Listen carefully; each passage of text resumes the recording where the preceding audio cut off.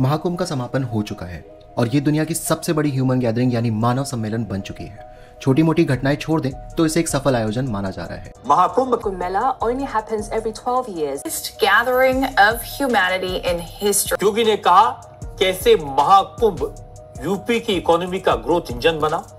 पर जैसे शादी में नाराज फूफा जी होते हैं, वैसे ही भारत में कुछ लोग महाकुंभ के सफल आयोजन से खुश नहीं हैं। क्यों नहीं खुश हैं? क्योंकि उनकी राजनीति और उनकी बनाई सामाजिक व्यवस्था कोई नींव हिल चुकी है। पर कुछ पहलुओं पर बात करना बहुत जरूरी है।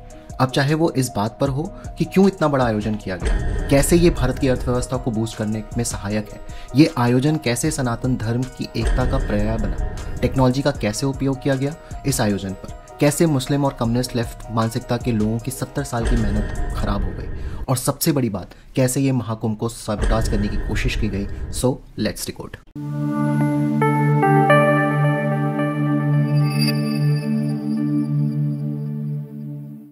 नमस्ते दोस्तों, मेरा नाम है अभिषेक शुक्ला और आगे बढ़ने से पहले मैं आप सबसे एक अनुरोध करना चाहता हूं कि प्लीज़ इस चैनल को सब्सक्राइब करें, लाइक करें और अपने दोस्तों परिजनों के साथ शेयर करें, क्योंकि आपके ऐसा करने से मेरा उत्साह बढ़ेगा और मुझे मेहनत कर भारत और सनातन की अनछुए पहलुओं पर काम करने की प्रेरणा मिलेगी। पहले समझते हैं महाकुंभ के इस आयोजन से कुछ लोग नाखुश क्यों थे।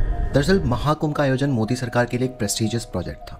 ये जानते हुए कि भारत और दुनिया में जिस तरह से सनातन धर्म का विस्तार हो रहा है और लोगों में इसके प्रति एक जिज्ञासा का वातावरण बन रहा है, इसके लिए ये बहुत जरूरी है कि जिस देश से सनातन धर्म जन्मा है उसी देश में इस पर्व को उतने ही भव्यता से सुव्यवस्थित ढंग से कार्यान्वित किया जाए। और यही हुआ।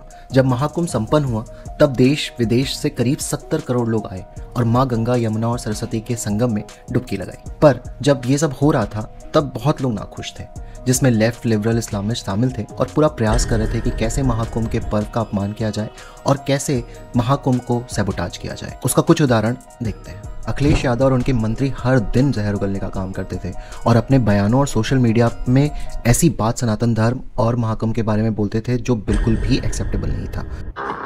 महाकुंभ जो 144 साल बाद एक झूठा प्रचार किया गया 144 साल सवाल हो जाए। ये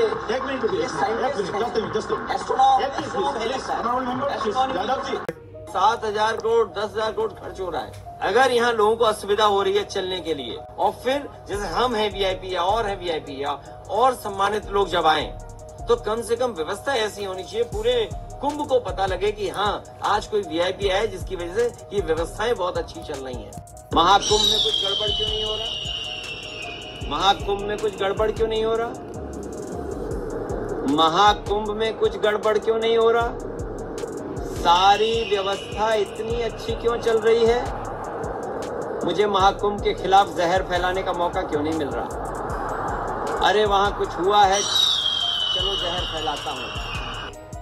महाकुंभ में किस लेवल की मिसमैनेजमेंट हुई है, इसे एक भयंकर तरीके से कवर अप करने की कोशिश करी जा रही है। कांग्रेस के शशि थरूर का तो ये ट्वीट आ गया, गंगा भी स्वच्छ रखनी है और पाप भी यहीं धोना है। क्या आपको ये फिल्मों से प्रेरित नहीं लगता? अरे उल जुलूल थुलुल जी, श्रद्धालु संगम में पाप धोने सिर्फ नहीं आते, यहाँ पर उन्हें लिबरेशन के लिए भी आते हैं, यानी मुक्ति के लिए आते हैं, दीक्षा के लिए आते हैं, अपनी आस्था को और मजबूत करने के लिए आते हैं, और कारण भी हैं जिसके लिए मुझे अलग वीडियो बनानी पड़ेगी। महाकुंभ के दौरान स्टैम्पेड भी कराने की कोशिश की गई, जिस पर अभी जांच चल रही है, और अगर लोगों की माने तो ये स्टैम्पेड खुद सपा के लोगों ने कराई, जिसका प्राइमा फेसिया तथ्य वो उन्होंने खुद दिया है। एक बस आकर के उधर खड़ा हुआ, उस बस में से 15-20 युवा लोग उतरे। वक्फ बोर्ड तो इतना हतोत्साहित हो चुका था कि कुंभ प्राधिकरण के 55 बीघे की जमीन पर ही दावा ठोक दिया। खलबली इतनी थी कि दुनिया का सबसे बड़ा मानव सम्मेलन और वो भी सनातन धर्म का ये कठमुल्ले बर्दाश्त नहीं कर पा रहे थे। सच तो ये है कि भारत में कुछ भी अच्छा हो, इसके विरोध में कुछ ना कुछ लोगों को बोलना ही है, जिसमें आपको लेफ्ट, लिबरल और इस्लामिस्ट और कुछ पॉलिटिकल पार्टी दिख जाएंगी। जाहिर है इनको सनातन एकता में इनका पूरा पॉलिटिकल करियर खत्म हो सकता है। इसके बारे में वो प्रोपेगेंडा जैसे जातियों का भेदभाव, ब्राह्मण पेट्रियार्की का मुद्दा, Dravidian Aryan theory, north south divide, अमीर गरीब, उत्तर प्रदेश का बीमारू राज्य का होने का स्टेटस और भारत की अर्थव्यवस्था का खराब होने का प्रोपेगेंडा, ये सारी मेहनत एक पर्व के सक्सेसफुली ऑर्गेनाइज करने से मिट्टी में मिल जाती है। तो दिक्कत होना तो लाजमी है, पर हमें और आपको ये भी समझना ज़रूरी है कि हमारी एकता में क्या ताकत है और इसको समझने के लिए हमें ये समझना बहुत ज़रूरी है कि कैसे भारत को महाकुंभ ऑर्गेनाइज करने से क्या उपलब्धि प्राप्त हुई, जिसमें इकोनॉमिकल इम्पैक्ट है, रिलीजियस इम्पैक्ट है और सोशल पॉलिटिकल इम्पैक्ट है। तो इसको समझने के लिए हम समझते हैं अपने नेक्स्ट अध्याय में। महाकुंभ का इकोनॉमिकल इम्पैक्ट देखें तो महाकुंभ में 66 करोड़ श्रद्धालु संगम में डुबकी लगाने आए। एक अनुमान के अनुसार करीब करीब ये 3 से 4 लाख करोड़ की आय उत्तर प्रदेश सरकार को देगी, जो भारत की 1% GDP को बढ़ाने का ली है। एक न्यूज़ आर्टिकल के अनुसार उत्तर प्रदेश में अभी तक 1000 करोड़ तक का GST कलेक्ट हो चुका है, जो नेशनल एवरेज के 9% से ज़्यादा है। सिर्फ एक पर्व से hospitality sector, food and beverage sector, transportation logistics sector, handicraft sector, apparel and textile sector, media and technology sector को बहुत बड़ा बूस्ट मिला, जिससे भारत की अर्थव्यवस्था को बल मिलता है। पर भारत के चीफ इकोनॉमिक एडवाइजर वी अनंता नागेश्वर ने भी इस एक इंटरव्यू के दौरान ये बताया है कि कैसे 2024-25 में 6.5% GDP का टारगेट अचीव करने में सहायक होगा।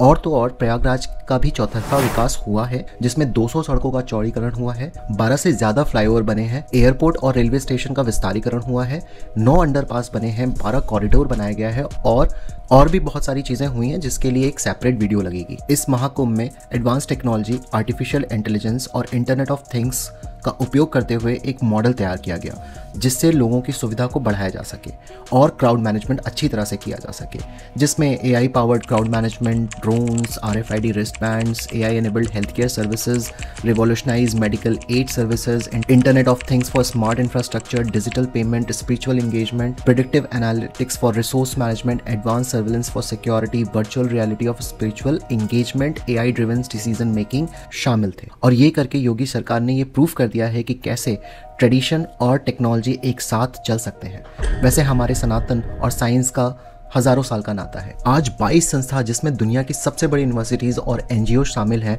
वो महाकुंभ पे रिसर्च वर्क कर रहे हैं। और तो और इस महाकुंभ में 3 गिनीज वर्ल्ड रिकॉर्ड भी बनाया, जिसमें 45 दिन चले लोक आस्था के महापर्व में सबसे ज़्यादा लोग द्वारा एक साथ नदी की सफाई करने, सबसे ज़्यादा कार्यकर्ताओं द्वारा एक साथ एक ही जगह पर सफाई करने और 8 घंटे में सबसे ज़्यादा लोगों द्वारा हैंड प्रिंटिंग करने का कीर्तिमान Guinness book of world record में स्थापित कर दिया गया है, जो एक इतिहास बनाता है। और तो और दुनिया का सबसे बड़ा मानव सम्मेलन यानी ह्यूमन गैदरिंग भारत का ये महाकुंभ 2025 बन चुका है। आइए समझते हैं रिलीजियस इम्पैक्ट अपने नेक्स्ट अध्याय में।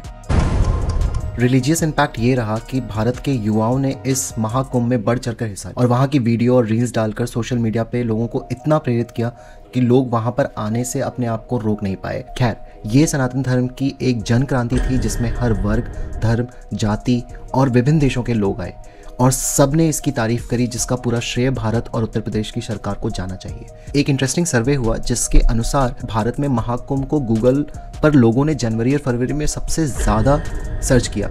आपको जानकर हैरानी होगी कि इसी समय कोल्ड प्ले का कंसर्ट भी हो रहा था, जिसके बैंड के लोग खुद महाकुंभ में आए। और तो और एप्पल के एक्स CEO की पत्नी भी महाकुंभ आकर कल प्रवास किया, जिसको देश और विदेश में बहुत पब्लिसिटी मिली। इससे भारत की सॉफ्ट पावर तो बढ़ती ही है, साथ ही साथ सनातन के लिए जिज्ञासा भी बढ़ती है, जो भारत को रिलीजियस टूरिज्म के लिए एक शिखर तक पहुंचाने का काम करती है।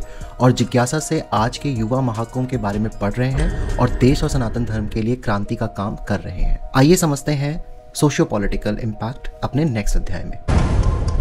सोशियो पॉलिटिकल इम्पैक्ट ये रहा कि जहां भारत में लेफ्ट लिबरल और कटमुल्ले कबाल दिन रात भारत में जाति समस्या को बढ़ावा देने का काम करते हैं, उन्हें हिंदू एकता का ये महापर्व देखकर उनकी राजनीतिक जमीन खिसकती हुई दिखी।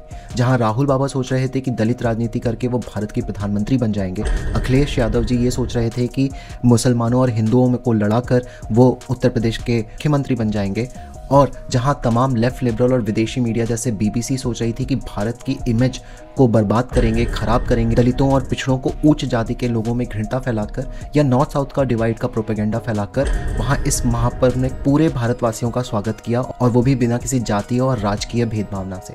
जहां देश के हर कोने से लोग यहाँ पर आए और माँ गंगा, यमुना और सरस्वती का स्नान किया, इन सब ने मिलकर इस सारे प्रोपेगेंडा को ध्वस्त करके रख दिया था। इसी के साथ ये मैसेज भी देती है कि भारत की नींव को किसी ने पकड़ कर रखा है तो वो है सनातन धर्म, और जिसका मंत्र नरेंद्र मोदी जी ने और योगी आदित्यनाथ जी ने दिया है, एक है तो सेफ है, बटेंगे तो कटेंगे।